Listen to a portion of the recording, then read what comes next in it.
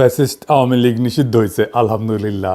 অনেকে কইতেছেন না এইটা নিষিদ্ধ না, এটাই আইনত নির্বাহী আদেশের নিষিদ্ধ। আইনিভাবে নিষিদ্ধ হবে যদি আমরা পর্যাপ্ত পরিমাণে প্রমাণ দাখিল করতে পারি আদালতে। তারপরে সারা দেশে এক নতুন মেরুকরণ হইতেছে আওয়ামী লীগের বিচার প্রশ্নে। এই মেরুকরণে বিএনপি ছাড়া ফ্যাসি বিরোধী সবাই রাস্তায় নামিছিল। এই ঐক্যটাই আগামীর বাংলাদেশ। এই ঐক্যের শুরু মার্চ ফর গাজা থেকে। বিএনপি এখানে ছিল কিন্তু না থাকার মতোই, শেষ মুহূর্তে এসে ট্রেনে ওঠার মতো আর কি, লাস্ট মোমেন্টে এসে একটা বক্তৃতা মেরে গেছে। এই আওয়ামী লীগ নিষিদ্ধের আন্দোলনে বিএনপি নাই, ছিল না। বিএনপি আমাদের সাবেকে বলতেছে আমরা আহ্বান জানাইছি, ওনারা আসেন নাই। ফেয়ার এনাফ, ওনারা ওনাদের রাজনীতি ঠিক করে নিছে, ওনাদের জন্য আওয়ামী লীগ নিষিদ্ধ কোনো জরুরি বিষয় না। কিন্তু এইটাই হবে আগামীর বাংলাদেশের রাজনৈতিক ফ্রন্ট, যারা আওয়ামী লীগ নিষিদ্ধের প্রশ্নে মাঠে নামছে। এই ফ্রন্ট যদি দাঁড়ায় যায় তাহলে বিএনপি খুবই মুশকিলে পড়বে এদের সাথে নির্বাচনে মোকাবেলা করতে, কারণ এরাই ভারতীয় আধিপত্যবাদের বিরুদ্ধে আওয়ামী লীগের নিষিদ্ধের পক্ষে। আওয়ামী লীগকে কি নিষিদ্ধ করা উচিত? অনেকে কইতেছে এটা একটা ফ্যাসিবাদী আচরণ। এই প্রশ্নটা আমরা কিভাবে ফয়সালা করব? আমাদের এই প্রশ্নের ফয়সালা করতে হবে আবেগের ঊর্ধ্বে উঠা, কোনো ঘৃণা বা আবেগের বশবর্তী না হইয়া এটা আমাদের ফয়সালা করতে হবে। এমনভাবে করতে হবে যেন ওই কথা কামেলারা কোনো যুক্তি তুলে ধরতে না পারে, বিএনপি যেন পিছলাই যেতে না পারে। বিএনপি আওয়ামী লীগ নিষিদ্ধের প্রশ্নে কোনো শক্ত অবস্থান নিতে পারে নাই, তাই না? এক এক সময় এক এক কথা বলিছে, এক এক নেতা এক এক আর্গুমেন্ট দিচ্ছে। সব কিছুর সার কথা হইতেছে বিএনপি নির্বাহী আদেশে আওয়ামী লীগের নিষিদ্ধ চায় না। গয়েশ্বরবাবু বলছেন যে আজকে আওয়ামী লীগ নিষিদ্ধ করেছে, আগামীতে তারা বিএনপিকেও নিষিদ্ধ করতে পারে। যমুনা আর শাহবাগে না আইসা বিএনপি পলিটিক্যালি লস করলো, কিন্তু এই ছাড়া বিএনপির উপায় ছিল না। এটাই সেই পলিটিক্যাল লাইন যেটা বিএনপি গ্রহণ করেছে। আবার বিএনপির চেয়ারপারসন মানে খালেদা জিয়ার উপদেষ্টার কথা শুনেন, জোগাড়টার কথা শুনেন। না, মিমি সাহেবের যে খেলা জড়াইছে এই ছেলে পেলেদেরকে নিয়ে, আমি তো বলি ন্যাশনাল এনসিপি না, ন্যাশনাল চিলড্রেন পার্টি। এই বাচ্চা কাচ্চারা কখন কি মনে চায়, এখন দুধ খাবো না, একটু পরে চকলেট খাবো, একটু পরে রসগোল্লা খাবো না, খাবো না। দেশটাকে তো এরকম মনে করছে। আর ওই লুটপাট করে কিছু টাকা পয়সা, এরা তো আসলে গড় আছে দর নাই, এইরকম গড়ের ছেলেরা আসছিল এখানে, এবং এদেরকে কালো শক্তি এদেরকে রেডি করিয়া কয়েক বছর এই কাজটা করাইছে। এখন এরা ধরাকে সরা জ্ঞান করে। কয়জন মানুষ আইছে, ইউনূস সাহেবের বাড়ি ঘেরাও করবো, পুলিশ বাধা দেয় না, মিলিটারি তাদেরকে দুলাভাই ডাকে, হ্যাঁ আব্বাজান ডাকে পুলিশে, এরা এত আদর যত্ন, মেয়েরা মানে জামাই আদরে নিয়ে আসে। কয়জন লোক হয়েছে এখানে? আওয়ামী লীগের যদি বাধা না দেয়, এখনো যদি বাধা না দেয়, আওয়ামী লীগের ঢাকা সিটির একটা ওয়ার্ড থেকে যে লোক একটা এখানে আসবে ইউনূস সাহেবের এইখানে, অতগুলো লোক তো হয় নাই। কাজে এরা যদি 200-500 লোকে এইভাবে দাবি করে আর রাস্তার মধ্যে বৈশা যদি একটা কোটি কোটি মানুষের একটা রাজনৈতিক দলকে নিষিদ্ধ করে দিতে পারে, ভালো ভালো। কিন্তু এই নিষিদ্ধ তো এই পৃথিবীতে কোনো কারণে কোনো ডেমোক্রেটিক লোক, কোনো গণতন্ত্র বিশ্বাসী লোক চাইতে পারে না। আমার দলও চায় না, আমিও চাই না। এটা তো হইতে পারে। এটা কি করবে তারা? আওয়ামী লীগকে নিষিদ্ধ করলে জনগণ করুক, এ হলো আমার কথা। এরা কারা? এরা কি? ওর কথা আর কইবার চাই না। তো ওই বিএনপি করে নাকি আওয়ামী লীগ করে? আবার মির্জা ফখরুল কি বলেছিল? উনি কইছিলেন আওয়ামী লীগকে নির্বাচনে বাধা এবং নিষিদ্ধ করা উচিত না। কইছিলেন রাজনৈতিক দল হিসেবে কাউকে বাধা দিতে পারি না আওয়ামী লীগ নিষিদ্ধের বিষয়ে ফখরুল। আবার এখন কইতেছেন 18 কোটি মানুষ আওয়ামী লীগকে চায় না। তো উনারা কি বলেন, বুঝা বলেন কিনা আল্লাহ জানেন। আওয়ামী লীগকে নিষিদ্ধ করার প্রশ্নে কেন বিএনপি দ্বিধান্বিত? কারণ তারা মনে করতেছে যে বাংলাদেশে ইসলামপন্থীদের উত্থান হয়েছে, তারা একা ইসলামপন্থীদের ঠেকাইতে পারবে না।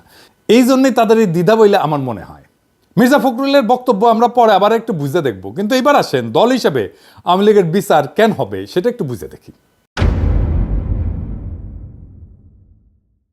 আসিফ নজরুল ভাই বলছেন রাজনৈতিক দলগুলো চাইলে আওয়ামী লীগ নিষিদ্ধ করা যাবে। আওয়ামী লীগের নিষিদ্ধ কি রাজনৈতিক দলের চাওয়ার বিষয়? সব রাজনৈতিক দল চাইলে কি আমরা কোনো রাজনৈতিক দলকে নিষিদ্ধ করতে পারি? আবার ধরেন কেউ চাইতেছে না, তাইলে কি আমরা কোনো রাজনৈতিক দলকে নিষিদ্ধ করতে পারবো না? এটা একটা জটিল প্রশ্ন।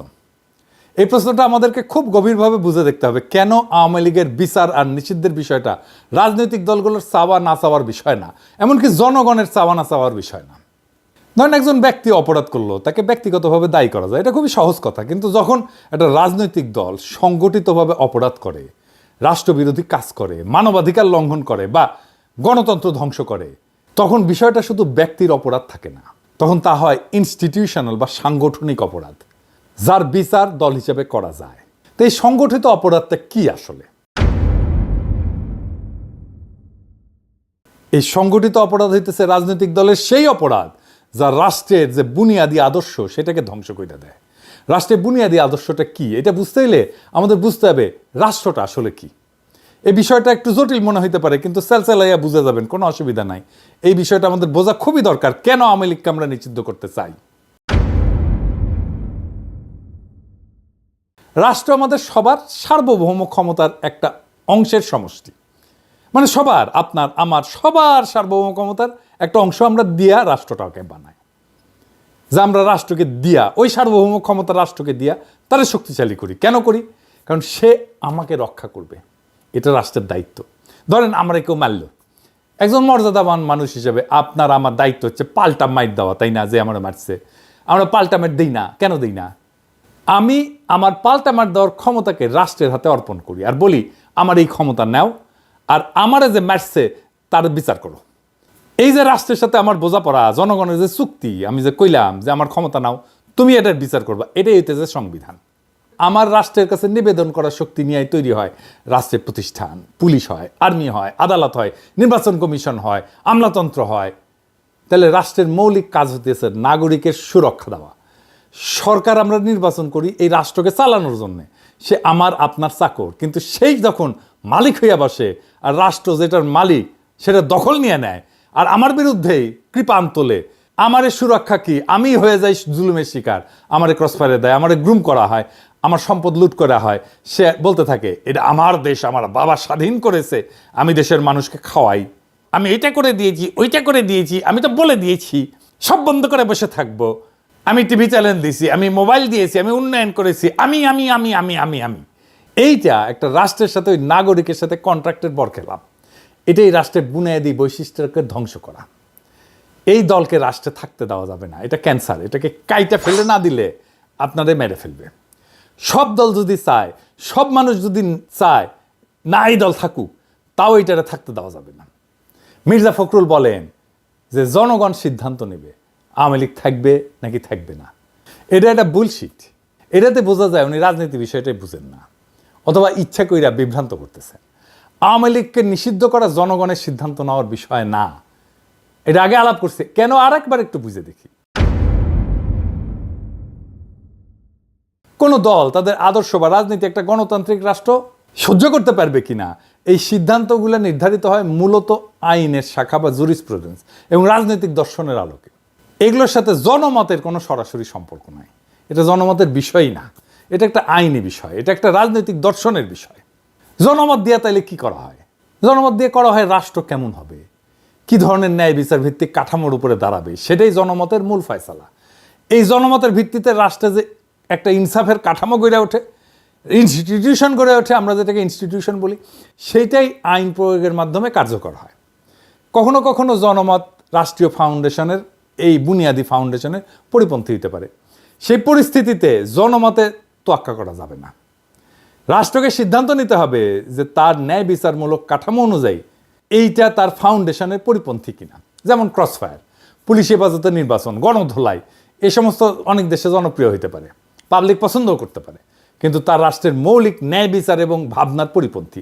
সুতরাং এইগুলা বিচার ব্যবস্থার দৃষ্টিতে খুন, টর্চার, অ্যাটেম্প টু মার্ডার, এইসব ফৌজদারি অপরাধ হিসেবে গণ্য হবে। এইখানে জনমতের দোহাই দিয়া অপরাধের অস্বীকারের কোনো সুযোগ নেই। এই একই যুক্তিতে কোনো রাজনৈতিক দলকে নিষিদ্ধ করা হবে কিনা সেটা নির্ধারিত হবে রাষ্ট্রের মৌলিক ন্যায় বিচার এবং রাজনৈতিক আদর্শের সাথে ওই দল সঙ্গতিপূর্ণ কিনা তার উপরে। জনমত বা অন্যান্য কোনো রাজনৈতিক দলগুলোর মতামত এখানে বিবেচ্য না। যদি আওয়ামী লীগ আদর্শিকভাবে ফ্যাসিস্ট হয় এবং সন্ত্রাসবাদ হয় তাদের রাজনৈতিক কৌশল, তাহলে বিএনপি বা অন্য দল তাদের টিকায় রাখার পক্ষে থাকলেও রাষ্ট্র তাদের নিষিদ্ধ করতে বাধ্য, কারণ এইটা রাষ্ট্রের ফাউন্ডেশনের বিরোধী, এটা রাষ্ট্রকেই ধ্বংস করে ফেলবে। আবার যদি আওয়ামী লীগ এইসব মানদণ্ডে না পড়ে, তাহলে বিএনপি, অন্য দল, জনগণ সবাই বিরোধিতা করলেও শুধু জনমতের ভিত্তিতে তাদের নিষিদ্ধ করা যাবে না। আওয়ামী লীগকে নিষিদ্ধ করাটা ফ্যাসিবাদ না, বরং ফ্যাসিবাদের দোহাই দিয়ে এই ইন্ডিয়ান মাফিয়া দুর্বৃত্তকে টিকায় রাখাটাই একটা ফাতরামি। এরকম ফাতরা বাংলাদেশে অনেক জন্ম নিয়েছে, কথা কামাল একটা সবচেয়ে বড় ফাতরা হয়েছে। ওরে রাজনীতি বুঝাই দিতে হবে। রাজনীতি কি? যদি কোনো দল গণতন্ত্র ধ্বংস করে, নির্বাচনকে নাটকে পরিণত করে, বিরোধী মত দমন করে, গুম খুনকে রাষ্ট্রীয় নীতি বানায়, তবে সেই দল রাষ্ট্রের বিরুদ্ধে অবস্থান নেয় এবং রাষ্ট্রকে ভেতর থেকে ধ্বংস করে। এই ক্ষেত্রে রাষ্ট্রের দায়িত্ব হইতেছে সেই দলকে নিষিদ্ধ কইরা রাষ্ট্রের নীতির এবং গণতন্ত্রের শুদ্ধতা রক্ষা করা। আওয়ামী লীগকে বিচার করার প্রশ্ন উঠলে দেখতে হবে তার রাষ্ট্রীয় গুমের মূল সংগঠক কিনা, তারা নির্বাচন ব্যবস্থাকে ধ্বংস করে ক্ষমতায় ছিল কিনা, তারা প্রশাসন এবং বিচার বিভাগকে দলীয়করণ করেছিল কিনা, তারা রাষ্ট্রের জনগণের সম্পত্তি এটা লুট করছে কিনা, পাচার করছে কিনা, তারা কি গণতন্ত্রের মৌলিক কাঠামো ভেঙে দিছে। এই প্রশ্নগুলোর উত্তর যদি হয় ইতিবাচক, হ্যাঁ, তবে শুধু ব্যক্তি না বরং দল হিসেবে তাদের বিচার হওয়াটা ন্যায্য। রাষ্ট্রের একটা নৈতিক আত্মা থাকে। জন রলস বলছিলেন, a just society is one in which institutions are fair.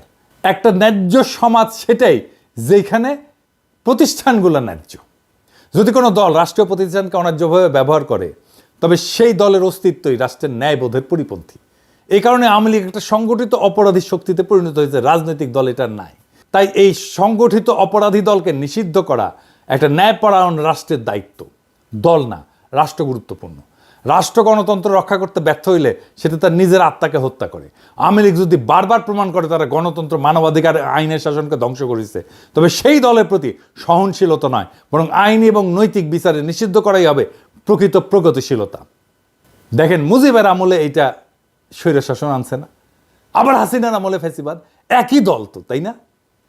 একই দল তো বাকশাল করছে, একই দল হাসিনা করছে, একই দল হাসিনা ফ্যাসিবাদ করছে। এইখানে শাহবাগ, যেহেতু শাহবাগে আন্দোলনটা হয়েছে একটা অংশ, প্রথমে শুরু হয়েছিল যমুনার পরে, তারপর ওখান থেকে শাহবাগে আসছে। এইখানে শাহবাগ নামটা বিএনপি নিয়ে আসছে 2013 সালে জামাত বিরোধী আন্দোলনের আইকন হিসাবে। যে আন্দোলন ফ্যাসিবাদ কায়েম করছিল, বিএনপি কইতেছে শাহবাগে সবাই গেছিল, ছাত্রদল যায় নাই। এটা 6 ফেব্রুয়ারির সংবাদ, মানে শাহবাগ শুরু হওয়ার পর দিন। আর 12 ফেব্রুয়ারিতে বিএনপি শাহবাগকে স্বাগত জানাইছে। হ্যাঁ, ওইটা আর কয় না। হ্যাঁ, বুঝছাও। এইবার বিএনপির লোকেরা বলেন তো, আপনার দল কেন স্বাগত জানাইছিল? বিএনপির অনেকে, আমিও সিপিবির কর্মী হিসেবে শাহবাগে গেছিলাম, আমি সাক্ষী, বিএনপির লোকেরা গেছিল। আমার দল শাহবাগ ত্যাগ না করলেও আমি দল ত্যাগ করে তওবা করেছি, ভুল স্বীকার করেছি ব্যক্তি হিসাবে। বিএনপির লোকেরা আমার শাহবাগের টাইমে স্ক্রিনশট আর আগের ভিডিও নিয়ে দেয়, দেখায় আর কি, যে দেখো দেখো দেখো কি কইছিল কি কইছিল কি কইছিল। এই নিয়ে আলাপ করবো আজকে। কিন্তু আপনার দল বিএনপি যে শাহবাগের স্বাগত জানিয়েছিল তার জন্য তওবা করেছিলেন, করেন নাই। হ্যাঁ, বেশি ফাতরামো করেন না। হ্যাঁ, বেশি ফাতরামো করেন না, আপনারাই ধরা খাইবেন। শাহবাগ আওয়ামী নিষিদ্ধের আন্দোলনের জায়গা হইয়া তার ঐতিহাসিক পাপ মোচন করেছে। জার্মানিতে একটা জায়গা আছে, রেইনহার্ড হেডরিক প্লাটস বলে, বার্লিনে। 1930-এর দশকে নাৎসিবাদীর জন্ম ওই জায়গাটায়। হিটলারের জার্মানির প্রতীকী স্থান ছিল এটা। আর 60-70-এর দশকে এইখানেই ছাত্র জনতা নাৎসি অতীতের বিরুদ্ধে এবং সমাজতান্ত্রিক অধিকারের দাবিতে আন্দোলন করে। প্রথমটা ছিল ফ্যাসিবাদের প্রতিষ্ঠার পক্ষে, দ্বিতীয়টা ফ্যাসিবাদের বিচার এবং গণতন্ত্রের দাবির পক্ষে। চীনে দেখেন না তিয়ানানমেন স্কোয়ার, এখানে কি হয়েছিল? 1949 সালে কমিউনিস্ট পার্টির বিজয় ঘোষণা করা হয়েছিল এবং গণচীনের প্রতিষ্ঠার আনুষ্ঠানিকতা এই স্কোয়ারে হয়েছিল। আবার 1889 সালে, তখন আমরা ছাত্র, কেবল ছাত্র জীবনের শেষ দিকে, সে একই স্কোয়ারে ছাত্র তরুণদের গণতন্ত্র এবং রাজনৈতিক সংস্কারের পক্ষে বিশাল বিক্ষোভ হয়েছিল। পরে সেনাবাহিনী গুলি কইরা সেটা দমন করে। প্রথমটা ছিল কমিউনিস্ট শাসনের প্রতিষ্ঠা, আর দ্বিতীয়টা ছিল কমিউনিস্ট শাসনের অবসানের আকাঙ্ক্ষার আন্দোলন।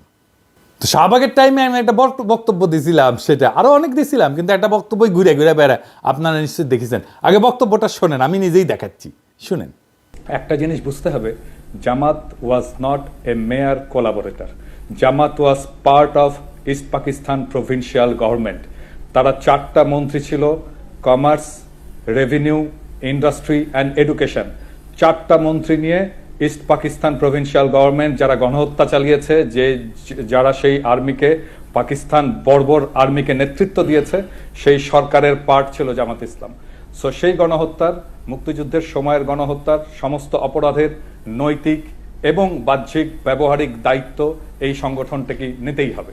তো এখন কয় ওরা যে দেখি যা কি কইছিল আমি ওটি যা বলেছিলাম তা এখনো ভ্যালিড, আমি এটার পক্ষে। আমি এই কথাটা জামাতকে এখনো বলি, কয়েকদিন আগেই বলেছি। জামাত আমার এলাই হইতে পারে, আমার মিত্র হইতে পারে, কিন্তু তার পলিটিক্যাল মিস্টেকের দায় তো আমি নিব না, কেউই নিবে না। হ্যাঁ, বন্ধু হিসেবে, রাজনৈতিক মিত্র হিসেবে পরামর্শ চাইলে আমি দিতেই পারি, বা পরামর্শ যাতে রাজনৈতিক ভুলকে ট্যাকেল করার জন্য কাজে লাগাইতে পারে, কিন্তু তার রাজনৈতিক দায় তার একান্তই তার, আমার না। আমার মিথ্যার রাজনৈতিক দায় আমি নেব না, কেউই নেবে না। জামাতও আমার মিস্টেকের দায় নেবে না। 1971-এ জামাতের দুইটা বড় ভুল ছিল। না, পাকিস্তানের অখণ্ডতা রক্ষা করতে চাওয়াটা কোনো অপরাধ না, ভুলও না, এটা একটা অনেস্ট পলিটিক্যাল পজিশন। সমস্যা হয়েছে 25শে মার্চ রাতে একটা গণহত্যা হয়েছিল, এটা জামাত নিজেও স্বীকার করে। কি জামাতের ভাইরা, আপনারা স্বীকার করেন না? একটা গণহত্যা একটা জাতির জীবনে খুবই গুরুত্বপূর্ণ ঘটনা। সেই প্রশ্নে আপনাকে ভিকটিমের পক্ষে দাঁড়াইতে হবে, জালেমের বিরুদ্ধে দাঁড়াইতে হবে। জামাত ওই গণহত্যার বিরুদ্ধে কোনো রাজনৈতিক পজিশন নেয় নাই, কোনো বিবৃতিও দেয় নাই। তারপরে আবার কি করছেন, ওনারা মহাসামর হয়ে সরকারে জয়েন দিলেন। হ্যাঁ, পূর্ব পাকিস্তানের সরকারে। ধরেন হাসিনা পড়লো না অগাস্টে, সে তার সরকারে আনু মোহাম্মদকে নিল, পরে জুনায়েদ সাকিকে নিল, সিপিবিকে নিল। তো এরা কি তাহলে সেই জুলাই আগস্টের গণহত্যার দায় নিয়ে ফেললো না? তার দায় তাদের কাঁধে চাপবে না? তো দুইটা মিস্টেক তো, জামাতের কাঁধেও একই দায় চাপছে গণহত্যার। তো জামাতকে এই প্রশ্নের ফয়সালা তো করতেই হবে, এটাকে ফয়সালাবিহীন রাখা যাবে না। আমি ওই সময় ওই বয়সে মিস্টেকটা খুবই সঠিকভাবে ধরতে পারিছিলাম। চালান এটা বরং বোঝাবে যে আমি কোনো পলিটিক্যাল মিস্টেক করি নাই। আওয়ামী লীগ নিষিদ্ধ হয়েছে, এটা কোনো প্রতিশোধ বা কোনো প্রতিহিংসার বহিঃপ্রকাশ না, এটা হইল রাষ্ট্রের আত্মরক্ষার একটা জরুরি পদক্ষেপ। এই সিদ্ধান্ত কেবল রাজনৈতিক না, এটা ন্যায় বিচারের প্রশ্ন, ইনসাফের প্রশ্ন। আজ বাংলাদেশের রাজপথে যারা আওয়ামী লীগের নিষিদ্ধের দাবি নিয়ে দাঁড়াইছিল, তারা কেবল একটা দলের বিরুদ্ধে না, তারা দাঁড়াইছে ফ্যাসিজম, দখলদারিত্ব, রাষ্ট্রীয় সন্ত্রাস, ভারতীয় আধিপত্য, ভোট চুরি, গণতন্ত্রহীনতার বিরুদ্ধে, মানবিক অধিকার ধ্বংসের বিরুদ্ধে। বিএনপি এই ইতিহাস ঘন মঞ্চে থাকতে পারল না, আফসোস। তাতে কিছু আসে যায় না, ইতিহাস অপেক্ষা করে না। যে ফ্রন্ট আজকে রাজপথে নামছে তারাই ভবিষ্যতের বাংলাদেশ রচনা করবে। এই লড়াই কোনো দলের পক্ষে বা বিপক্ষে না, এই লড়াই একটা নতুন রাষ্ট্রচিন্তার পক্ষে, যেখানে জনগণ হবে মালিক, রাষ্ট্র হবে তাদের রক্ষক, আর আইন হবে সকলের জন্য সমান। ফখরুল সাহেবরা যতই বলুক নিষিদ্ধ করা উচিত না, জনগণ আজ সিদ্ধান্ত নিয়ে ফেলছে, এই দল আর রাষ্ট্রে থাকতে পারবে না।